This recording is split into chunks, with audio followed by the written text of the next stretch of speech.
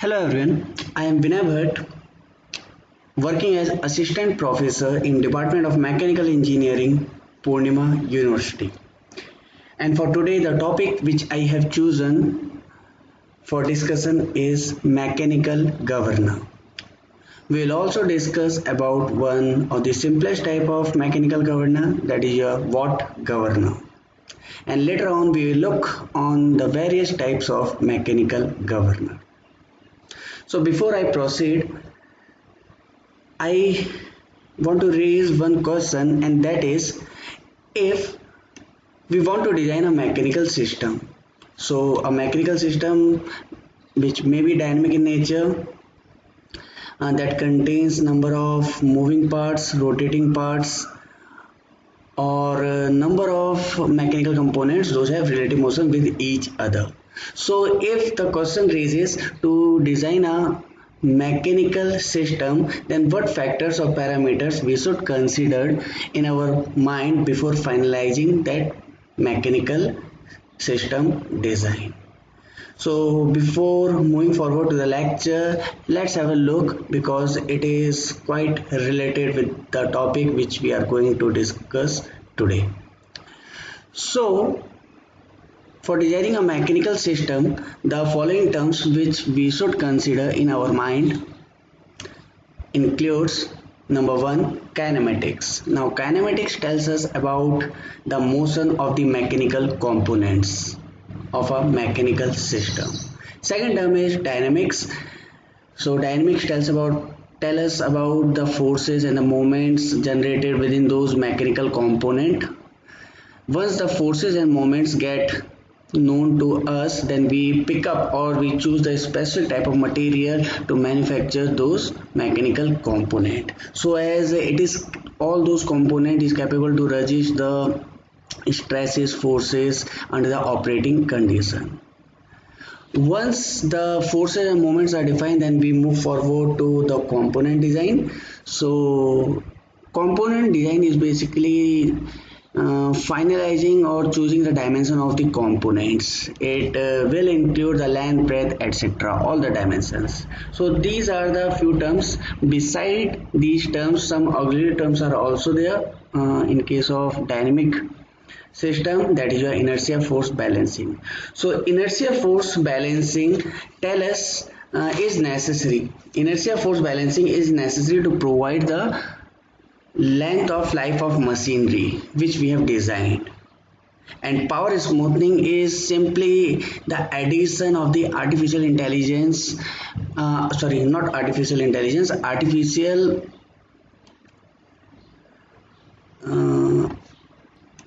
artificial inertia to a system. Let us say by using we did it by using a flywheel. The main purpose of the power smoothing system is uh, to avoid the noise creation due to a vibratory action of the mechanical component of a system under the functioning state. So all these terms we need to keep in our mind while we are finalizing the design of any mechanical system. Let us say I am considering an example of engine. Then engine has a couple of components, rotating, revolving, relative motion, etc. So if I consider an example of engine and plot a graph in between the speed and efficiency, then the graph will look like this. So this is a experimental graph. Here the two dash lines, here the two dash lines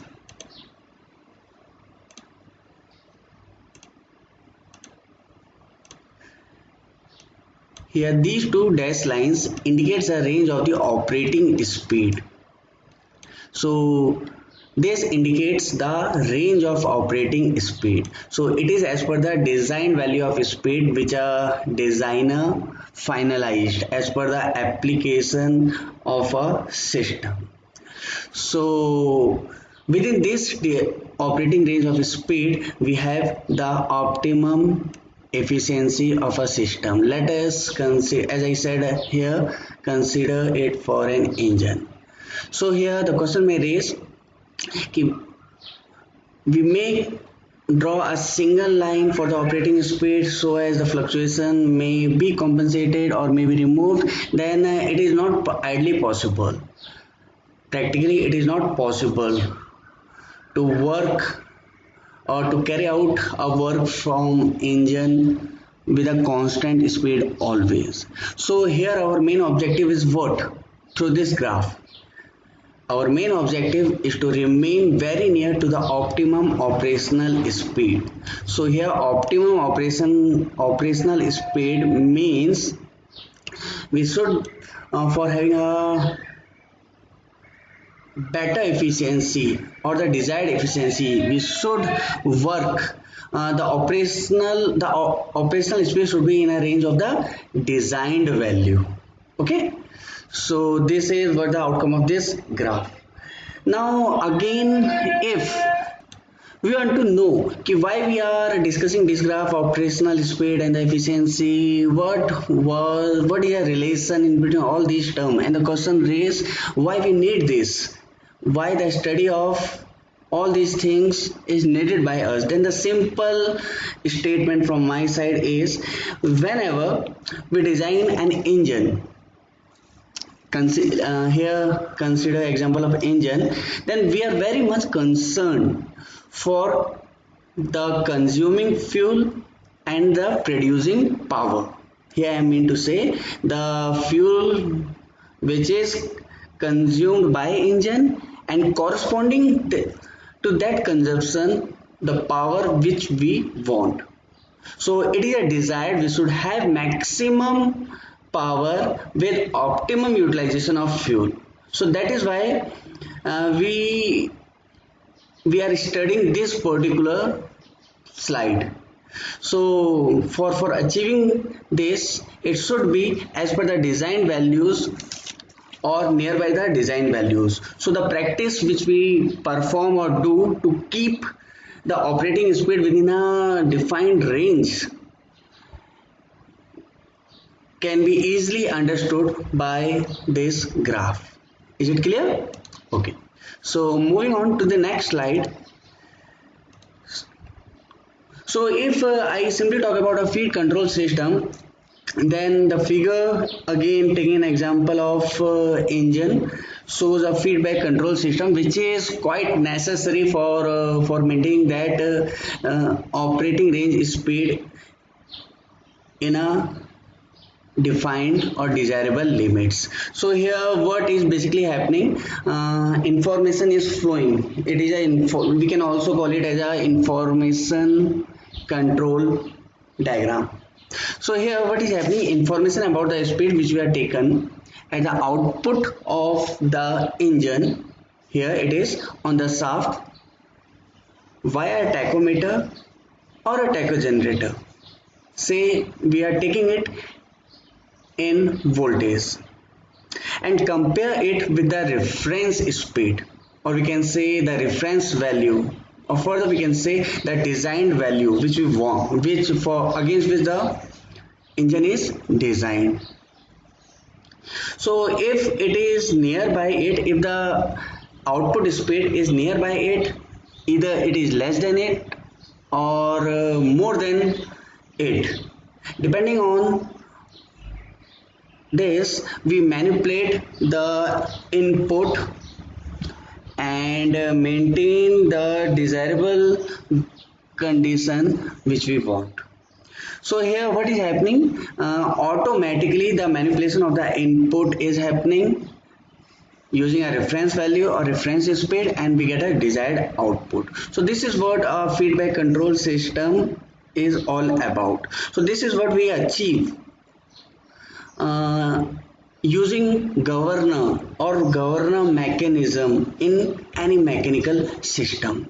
So this is our topic of discussion for today, which is mechanical governor, and it tells us about how the operating speed need to be made, how the operating speed is maintained for having a proper or for having a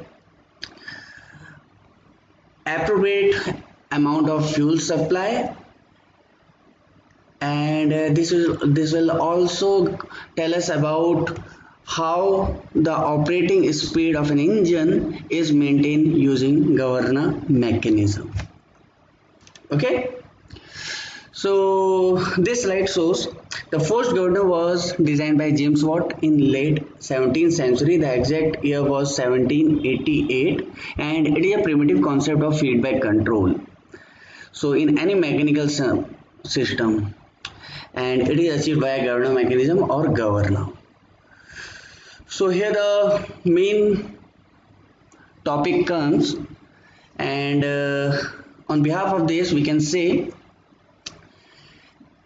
the function of governor is to maintain the mean speed of an engine when there is variation of load.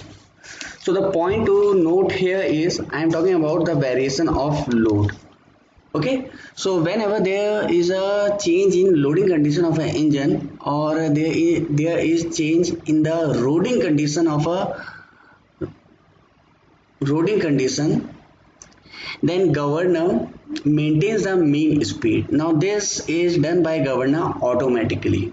It works out on the input it is getting from the engine and automatically controls the supply of the working fluid through the engine within a certain limits.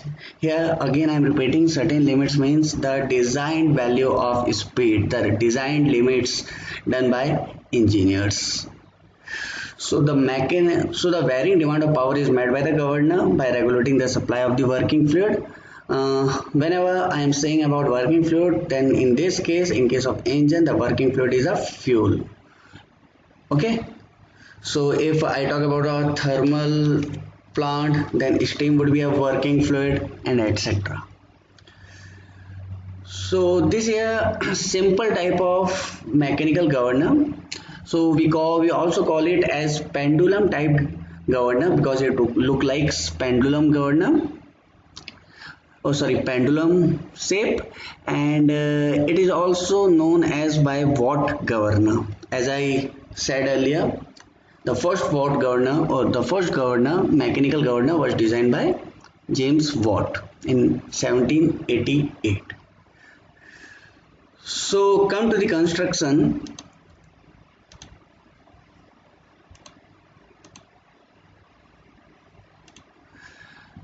So a mechanical governor, for simplification I am calling it as Watt governor.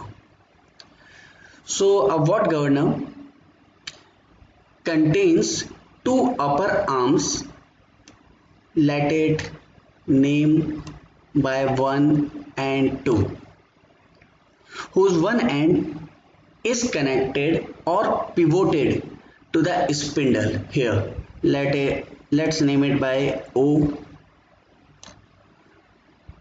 and the other end is attached with fly ball.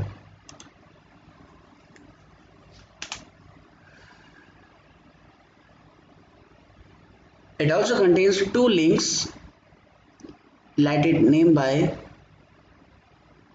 3 and 4. So links one end is connected with the sleeve, let's name sleeve by 5. Okay, so now here the sleeve has a tendency to slide over the spindle. Sleeve has a tendency, sleeve is a hollow type structure that has a tendency to slide over the spindle, okay, in up direction and in down direction. So now a spindle is there, name it by 6. Now spindle has a tendency to rotate about its own axis. Let's the axis is this, denoted by pink color, about its own axis with certain velocity. Clear? Say it is omega.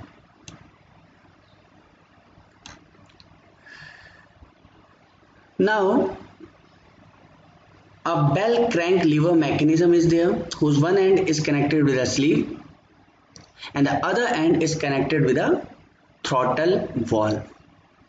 So now throttle valve, let's name it by 7. Now a throttle valve is situated inside a passage, and this passage is for the supply of the working fluid from this direction to this. Clear? So now the purpose of throttle valve is what? If the condition is like that, when we need to supply less amount of fuel to the engine, then the throttle valve acts as a barrier or an obstacle, and it rotates in such a way that it allows or reduce the amount of fuel. It is a cylindrical disc basically. Now it is a front view, so it shows rectangle, and when we want to increase the supply of the fuel, then it will rotate in such a way that it will not act as a big barrier to a working fluid in its path.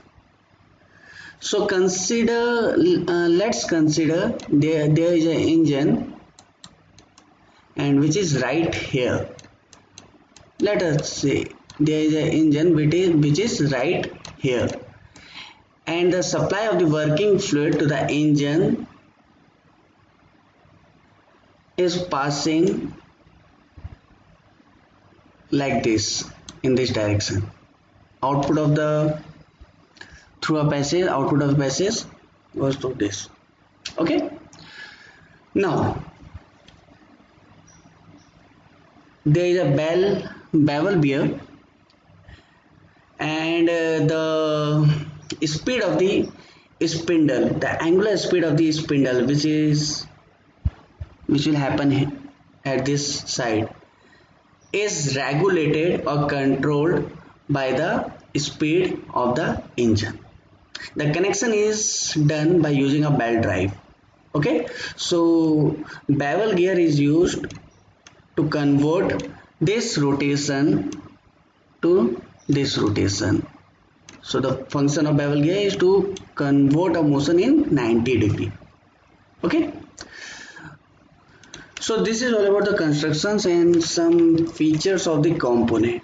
So before moving forward, let us make it more clear by let's make the working of a governor more clear or easy by using a statement. And the statement is, when the load on the engine increases, when the load on the engine increases, its speed decreases. Clear?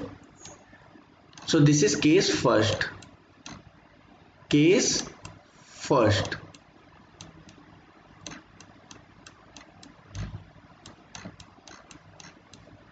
When the load on the engine increases, its speed decreases. So now, therefore, it becomes necessary to increase the supply of the working fluid through this passage to the engine, so as the engine will maintain its desired speed in between the design value of speed. Second case is vice versa. When the load decreases, speed increases. So now when speed increases, it becomes necessary to reduce the supply of the fuel to the engine, so as again the engine will maintain the optimum speed as per the designed level of speed by designers. So these two cases are studied, or these two cases are those which a governor achieves. Clear? So now I will consider the first case. So as I discussed, sleeve has a tendency to travel in upward and downward direction. Clear? So now when the engine starts, initially the spindle starts rotating.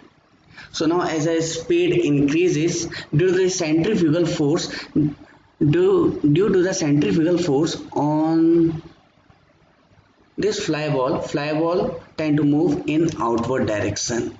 Okay, so this is a simple concept of centrifugal action that acts on a part or a component that travels in a circular path or orbit. So due to the centrifugal force, fly ball tends to move in outward direction as shown in figure, and due to this the sleeve get lifted upside or it travels in the up direction. So now because of this, so this is which case? Anyone? This is case number 1 or 2? So this is case number 2. Here the speed is increasing, that is why the magnitude of centrifugal force is increasing on the fly ball. So now here we want to do, or we want to reduce the supply of fuel to the engine. So this is case number 2. So during this action, as the sleeve lifted upward, the bell crank lever rotation will occur like this. Now this causes the motion of this link in this direction and the rotation of throttle valve in this direction. So now this rotation of this throttle valve provides less space to the working fluid to the engine. Now that causes the supply of less amount of fuel to the engine. Now this causes, so less amount of fuel causes the decrease of the spindle speed. So this is case number 4 and case number 2. Now let us say case number 2. Case number 1, when the load increases. So case number 2 is when load increases and decreases. So say now the speed is decreasing, therefore the centrifugal force will also, the magnitude of centrifugal force also get reduced. So this causes the sleeve movement in downward direction. So this causes the rotation of bell crank lever system like this. So this rotation causes the motion of this link in this direction, and here same happens. So this condition, this rotation of throttle valve causes or provides the maximum space to pass maximum amount of fuel to the engine, so as the reduced speed change to increased one. Clear? So this is all about the working of a mechanical governor. So moving on to the next slide, and this is a conclusion of the previous slide which we have discussed. So condition is, suppose if the speed is below the designed speed, then what will happen? Then the simple answer is, then the sleeve fall below because the centrifugal force is less now on the fly ball. Now this causes the speed of rotation will be less than the designed speed, obviously. So bell crank lever will rotate in such a direction that it will open the throttle valve, so as to maintain the design value of speed, it will supply more amount of fuel. So this is our first primitive and first application of feedback control for maintaining the speed. Now talking about the characteristics of mechanical governor, figure shows a free body diagram of a mechanical governor, that is your Watt governor. So here this P is a pivoted point, this axis is the axis of spindle, these are two links, two arms, upper arms, these are two lower arms, centrifugal force on the fly ball, this is your sleeve. Okay, so the first characteristic is height of governor. So height of governor is simply a vertical, it is denoted by H, and it is a vertical distance in between the fly ball and the point of intersection of spindle axis and upper arm. Now, to carry out the performance of a watt governor, we or any other type of governor, we make a relation in between the height of a governor and the speed of rotation. And through derivation, we have achieved a relation, that is the height of a governor is inversely proportional to the square of the speed of rotation of governor. So for designing a governor, it's for designing the limits, we are following this relation. Now second characteristic is radius of rotation. So radius of rotation is a horizontal distance. It is denoted by small r, and it is a horizontal distance between the center of the fly ball and the spindle axis as shown in figure. So here the radius of rotation also get varied, and it depends upon the spindle speed, or we can say the magnitude of the centrifugal force acting on the fly ball. So for a watt governor or mechanical governor, when the speed of rotation is maximum, the radius of rotation of governor is maximum, and whenever the speed of rotation is minimum, so speed of rotation is n, capital N in RPM, then the radius of rotation will be minimum. Third characteristic is equilibrium speed. So equilibrium speed, as the name indicates, it is a speed and the condition when the sleeve does not tend to travel in either direction. So here what I meant to say, under the operating condition, when the sleeve, as we all know, sleeve has a tendency to slide over a spindle. So under a condition, when a condition is achieved, when the sleeve is in operating condition but it is not tending to travel in either side, then at that condition the speed which we are achieving is called equilibrium speed. So for having a better smoothing operation of a mechanical governor, for better monitoring the supply of the fuel or working fluid to the engine,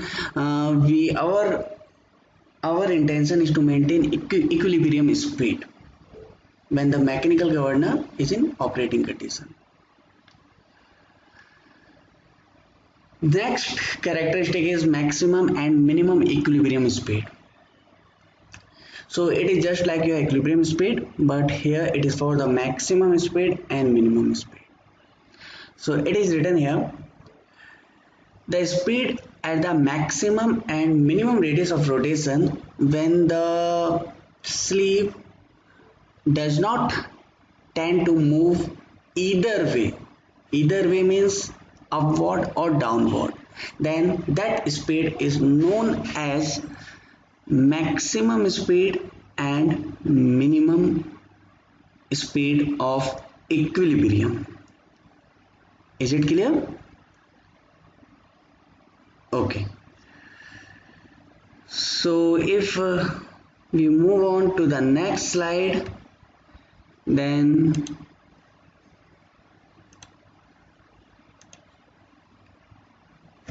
okay, there is a mathematical expression, and this mathematical expression tells us about a relationship in between the height of a governor and the speed of rotation. So here it is, small h is height of governor and n is speed of rotation. So here a relation is made. So this relation is made likewise. Here we consider the centrifugal force, that is denoted by Fc, and the weight of the fly ball, or sometimes it is also known as by governor ball, and it is indicate the weight of the governor wall is small w. H is height of governor and R is radius of rotation. So for finding this relation, what we do, consider this free body diagram. For making a relation in between small h and capital N, the first thing which we do is to make the complete system, which is shown here by figure, in equilibrium. So how we make it in equilibrium condition? By taking moment. So if we take moment about O and then consider forces, then one force is this and one force is this, small w, weight, which is also written as mg. So making a moment about O,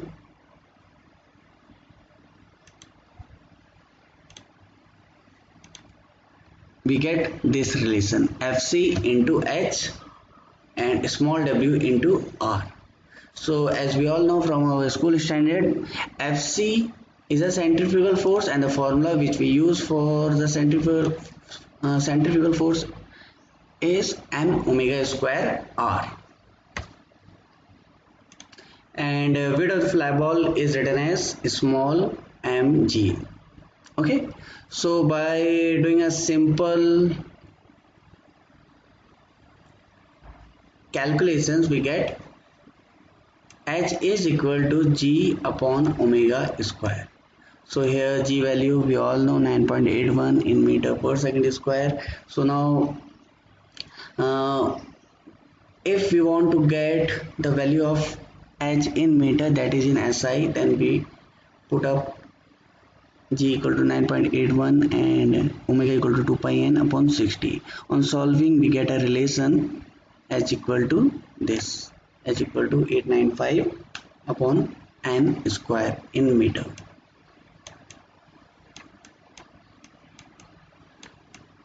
Okay, so through this governor, through this statement, we design a governor system for applications. So this is a relation for what governor. For other types of governor, the relation get varied. So it, as I said earlier, different type of governor depends or selected as per their application or working characteristics. So what governor is generally preferred when the speed varies in between up to 70 to 84 rpm. Moving to the next slide, the types of governor. So there are basically two types of governor, means principle, on the basis of principle. One is energy control type and second is energy dissipator type. So here we are, here centrifugal governor is one of the energy store type governor. Now why it is called centrifugal governor? Because all these governor work on the principle of centrifugal action, as we see in the figure working, governor figure working. So classification of centrifugal governor initially is done in two types, that is a pendulum governor and what further is Watt governor, which we have covered in this lecture. And the second type is deadweight type governor, which get more classified as a loaded type, deadweight governor, spring control, Porter, Proel, Hartner, Pickering, etc. So later on we'll discuss all type of individual governor, but for now make a difference.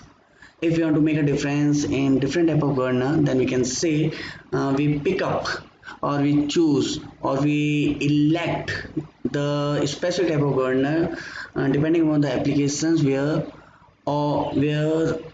the concerned one is going to be installed. As I covered earlier, Watt governor is only suitable for engines those are having speeds up to 84 rpm, say 84 or 85 rpm. If we install a watt governor to an engine that has 200 rpm speed, or those work on 200 rpm or 2000 rpm, then it will work, but it will not do the things for which we installed it.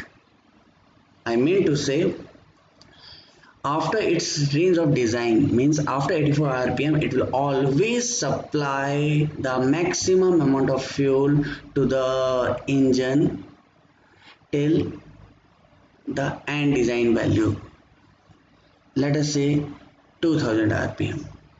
So these are the type of governor. So this indicates the simple snapshot of very old governor, and these are the general type of governor which we use in our laboratories. So here the construction is same. Here this is your sleeve, this is your sleeve, this is your upper arm, these are fly balls, these are links, these are spindles, and spindle has a tendency to rotate in this direction, sleeve travels in up and down direction, this is for the bell crank lever controlling system. So that is all from my side in today's lecture. If you have any doubt, then you can write me. Okay, thank you.